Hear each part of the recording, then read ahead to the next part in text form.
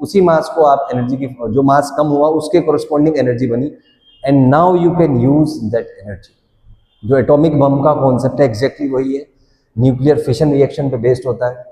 तो उसमें यूरेनियम के न्यूक्लियाई पे 235 न्यूक्लियाई पे न्यूट्रॉन्स आप बम्बार्ड करते हैं, बेरियम और क्रिप्टॉन की फॉर्म में वो डिसइंटीग्रेट होता है, लेकिन इस पूरे प्रोसेस में मास डिक्रीज हो जाता है और उसके कोरस्पॉन्डिंग एक एनर्जी रिलीज होता है। और इट इज पर एस्टिमेशन एक फिशन में करीबन 200 मेगा इलेक्ट्रॉन वोल्ट एनर्जी आता है। तो आप कल्पना करें, जब एक मान लीजिए कि 1 kg यूरेनियम आपने यूज किया, तो कल्पना करें कि उसमें कितना एनर्जी रिलीज होगा। तो आप सबने पढ़ाई होगा 1945 वर्ल्ड वॉर में हिरोशिमा और नागासाकी पे एटॉमिक बॉम्ब्स यूज किए थे, और उसका इम्पैक्ट ये था कि बॉम्ब डलने के 5 मिनट के अंदर ही लाखों लोग मारे गए थे। और उसमें आज तक जो बच्चे हैं वहाँ पर वो विकलांग पैदा होते हैं, उनमें अब तक जेनेटिक म्यूटेशंस हैं, अब तक वो रेडियो एक्टिविटी लेवल अब तक वहाँ पे सेफ नहीं है। So this is the impact of the immense amount of energy which got radiated, and जो कि मास डिफेक्ट की वजह से आती। तो ये इसका फिजिकल सिग्निफिकेंस है। तो इसको थोड़ा साइंटिफिक तरीके से पढ़ेंगे। मान लीजिए कि न्यूक्लियॉन्स जो है वो फ्री स्टेट में है, इनका मास है m1 when they are in free state, और फ्री स्टेट का मतलब है इनफाइनाइट सेपरेशन है, उनके बीच में कोई फोर्स की कनेक्टिविटी नहीं है।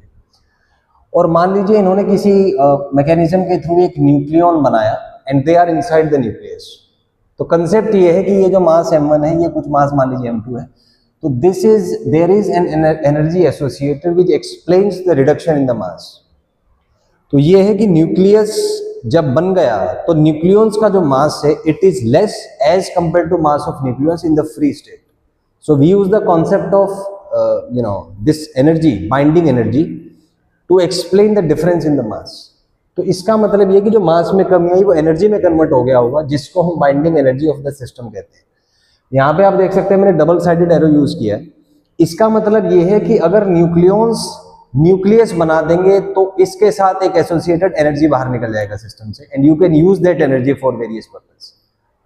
इसका उल्टा भी ठीक है कि अगर न्यूक्लियॉन्स को आपको फ्री करना है, if you want to free the nucleons, तो आपको उसको कुछ एनर्जी देना पड़ेगा which is called the binding energy of the nucleus. और जितना ज्यादा बाइंडिंग एनर्जी होगा उतना ज्यादा न्यूक्लियस स्टेबल होगा, उसको तोड़ना उतना मुश्किल होगा। ये आप शायद यहाँ से कंसेप्ट इसका फील कर पा रहे होंगे। So this is concept for this. Coming to the mathematics, so mass defect is delta m which is given by m1 minus m।